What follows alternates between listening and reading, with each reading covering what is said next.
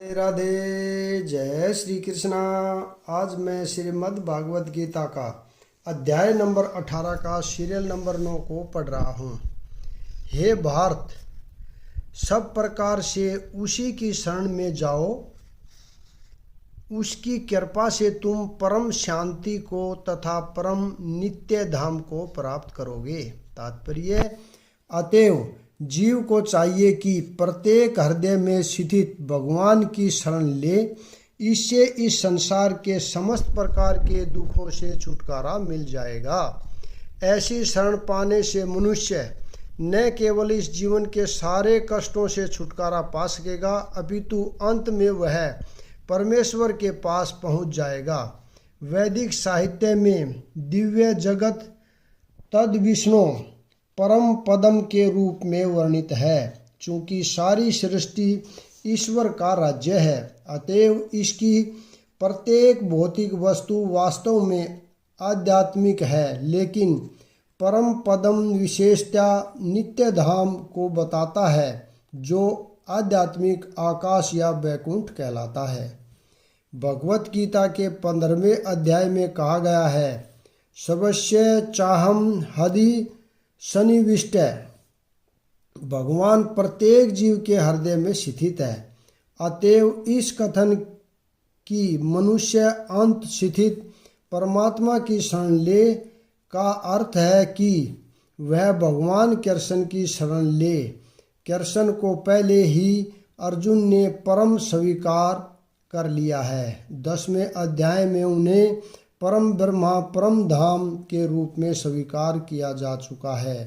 अर्जुन ने कृष्ण को भगवान तथा समस्त जीवों के परम धाम के रूप में स्वीकार कर रखा है, इसलिए नहीं कि यह उसका निजी अनुभव है, वरन इसलिए भी कि नारद, असित, देवल, व्यास जैसे महापुरुष इसके प्रमाण हैं।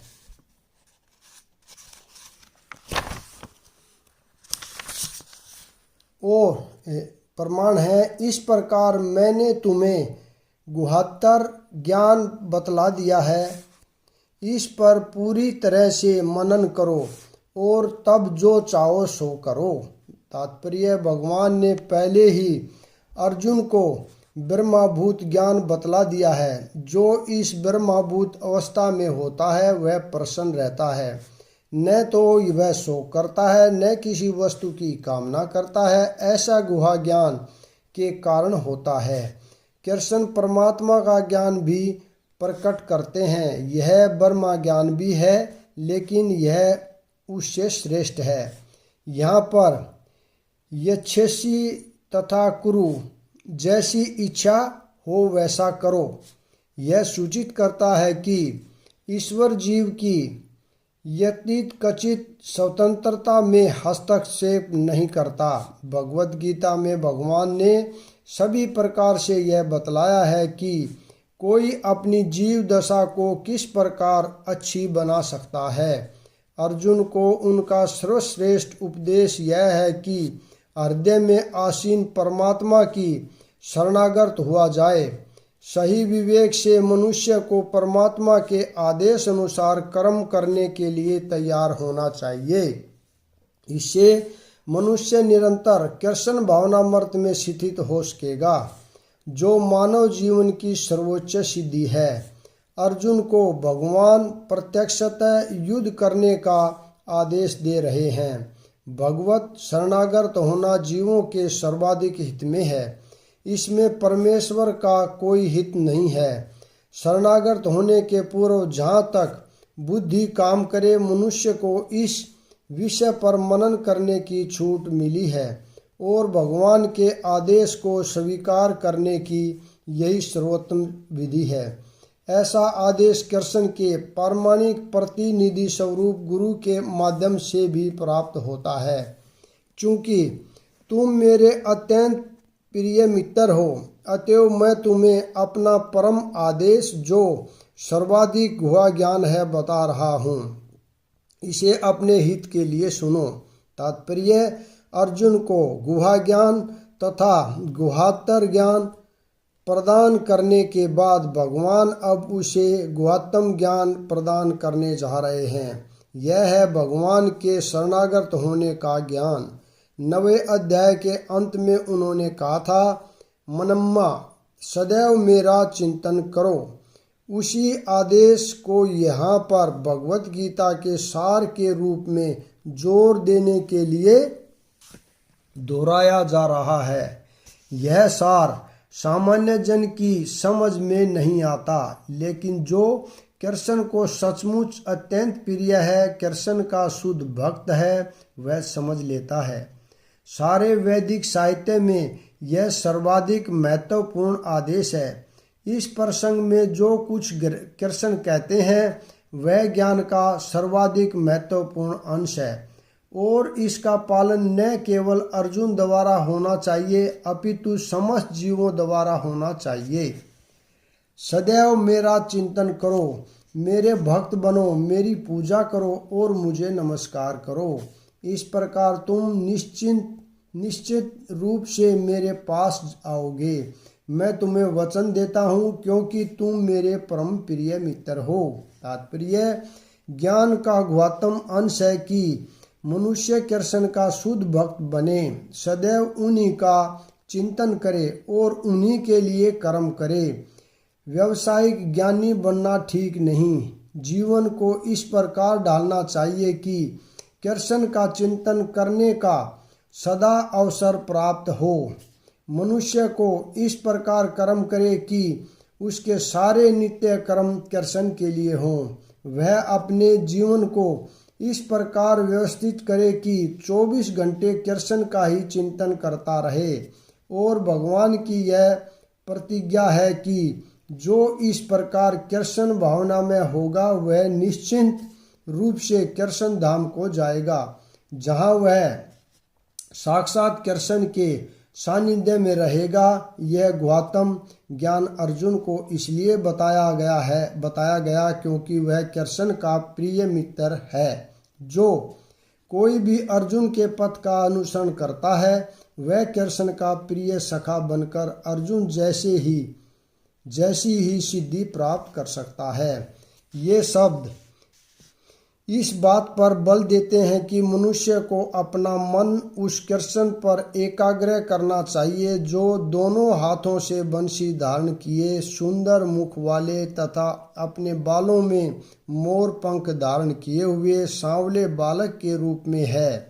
कृष्ण का वर्णन ब्रह्मा संहिता तथा अन्य ग्रंथों में पाया जाता है। मनुष्य को परम ईश्वर के आदि रूप कृष्ण पर अपने मन का एकाग्र करना चाहिए। उसे अपने मन को भगवान के अन्य रूपों की ओर नहीं मोड़ना चाहिए। भगवान के नाना रूप हैं तथा विष्णु, नारायण, राम, वराह आदि, किंतु भक्त को चाहिए कि वह अपने मन को उस एक रूप पर केंद्रित करे जो अर्जुन के समक्ष था। कृष्ण के रूप पर मन की यह एकाग्रता ज्ञान का गुह्यतम अंश है, जिसका प्रकटीकरण अर्जुन के लिए किया गया है क्योंकि वह कृष्ण का अत्यंत प्रिय सखा है।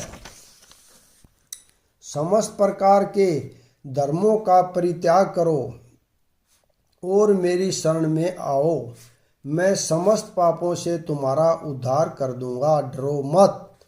तात्पर्य, भगवान ने अनेक प्रकार के ज्ञान तथा धर्म की विधियां बताई हैं।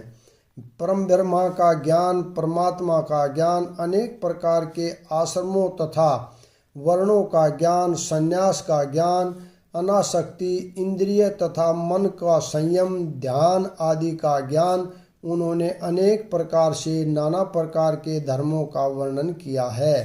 अब भगवत गीता का सार प्रस्तुत करते हुए भगवान कहते हैं कि हे अर्जुन, अभी तक बताई गई सारी विधियां का परित्याग करके अब केवल मेरी शरण में आओ।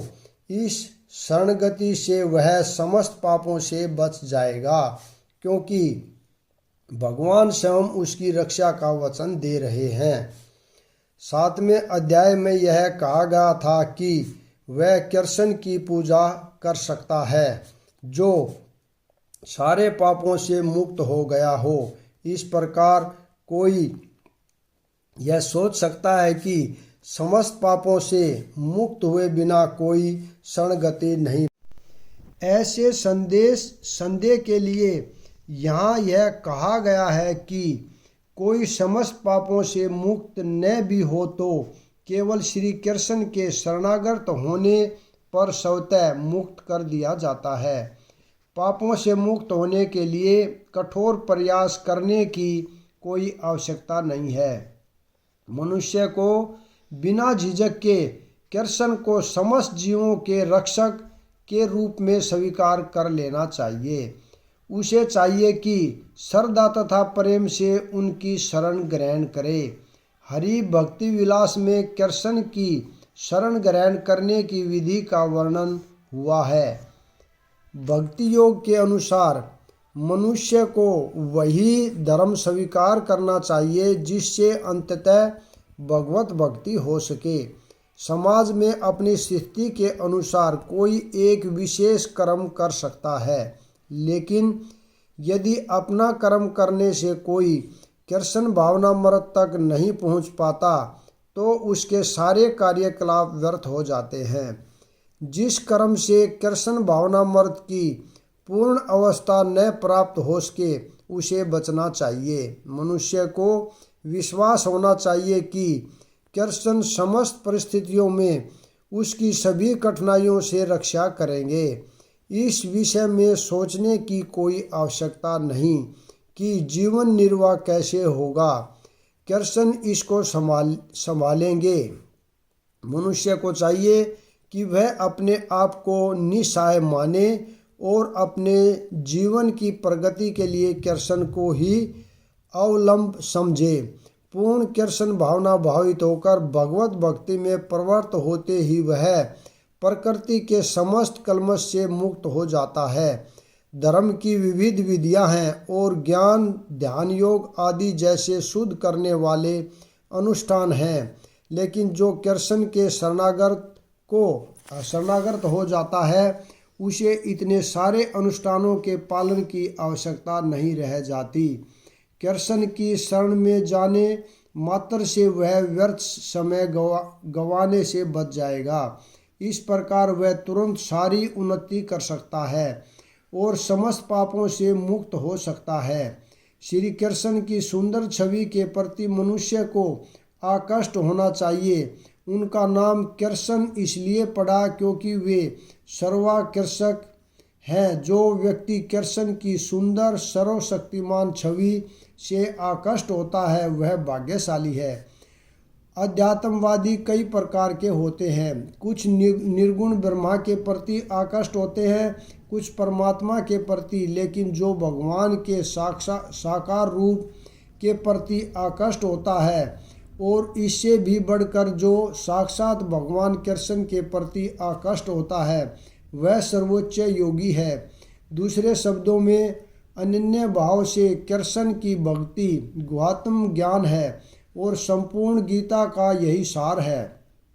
कर्म योगी, दार्शनिक योगी तथा भक्त सभी आध्यात्मवादी कहलाते हैं, लेकिन इनमें से शुद्ध भक्त ही सर्वश्रेष्ठ हैं। यहाँ पर माँ शुचय यानी मत डरो, मत झिझको, मत चिंता करो विशिष्ट शब्दों का प्रयोग अत्यंत सार्थक है। मनुष्य को यह चिंता होती है कि वह किस प्रकार सारे धर्मों को त्यागे और एकमात्र कृष्ण की शरण में जाए, लेकिन ऐसी चिंता व्यर्थ है। यहाँ पर मैं विराम देता हूँ। अगला भाग कल पढ़ेंगे।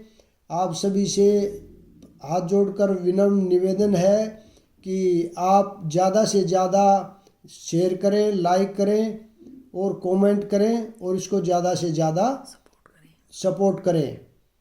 आप सभी को मेरी तरफ से राम राम, राधे राधे, जय श्री कृष्णा।